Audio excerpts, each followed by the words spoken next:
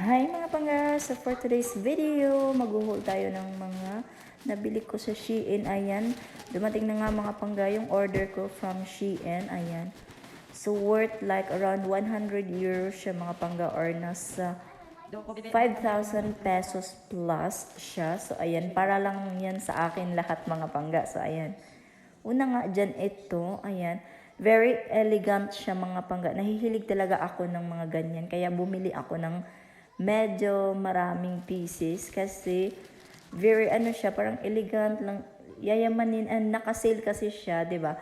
So I grabbed the opportunity para makabili ng marami. So ito naman medyo na-disappoint ako kasi ang laki niya. So medium yung binili ko, pero medium siya, pero medyo malaki siya talaga. And then ito naman, grabe ang ganda nito mga pangga, super pretty. I love this one kasi yung ano niya, yung kanyang mga designs, ganun, parang ano, sosyalin talaga siya mga pangga. Actually, hindi siya ano, ganun kamahal mga pangga.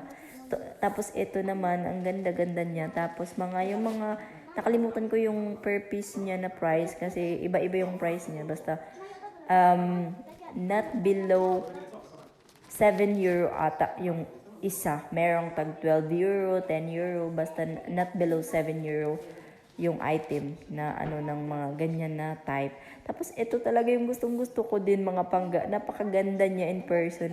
Actually, this one I remember, I think nasa 13 euros siya kasi naka-sale siya. Tapos bumili din ako ng sapatos mga pangga. Ito, para dito lang siya pang exercise ko sa bahay kung gaganahan ako after work na pag hindi masyadong napagod, ganun. So, meron pa pala mga pangga. Ito naman yung favorite color ko na blazer. Ayan. Meron pa siyang pag ganyan. O, diba? Maganda siya pang event mga pangga. Maganda siya. Tapos, bumili din ako nitong pang nails. Kahit nail extension, kahit di naman ako gumagamit. O, diba? Saan ka dyan?